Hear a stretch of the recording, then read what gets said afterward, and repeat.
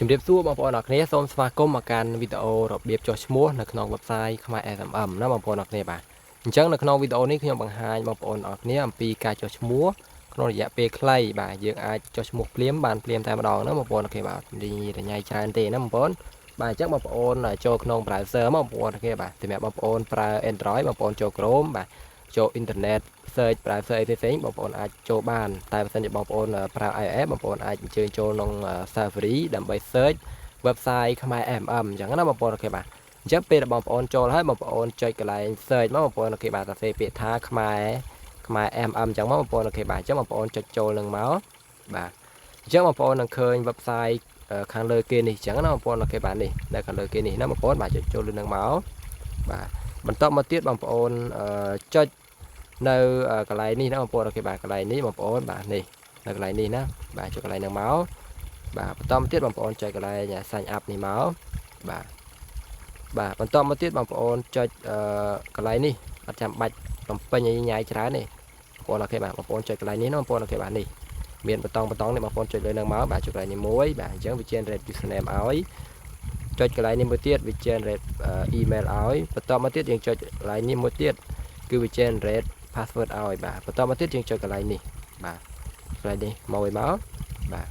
ហើយយើងជ្រើសរើសអញ្ចឹងគេឲ្យយកគំនូផ្លូវនេះបងប្អូនគឺបាទចុចកន្លែងនេះមកនេះអញ្ចឹងចុចកន្លែងហ្នឹងមកនេះចុចនេះទៀតបាទតែ3នេះទេ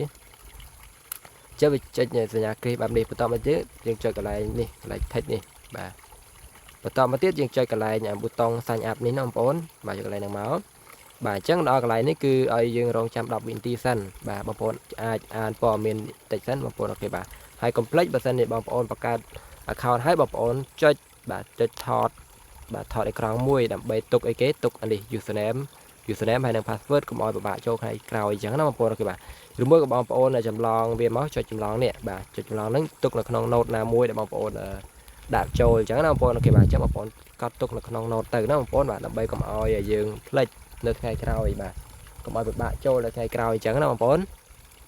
បាទអញ្ចឹងបងប្អូនចុចកន្លែងនេះទៀតបាទបើសិនជាបងប្អូនចុចបាន save ហើយអញ្ចឹងណាបងប្អូនបាទអញ្ចឹងចុចកន្លែង I save it អញ្ចឹងណាបងប្អូនបាទចុចកន្លែងហ្នឹងមកអញ្ចឹងវានឹងចូលaccount យើងតែម្ដងណាបងប្អូនអូខេបាទអញ្ចឹងខ្ញុំចុច save បាទអញ្ចឹងយើងបានបង្កើត account នេះជោគជ័យហើយណាបងប្អូនអូខេបាទ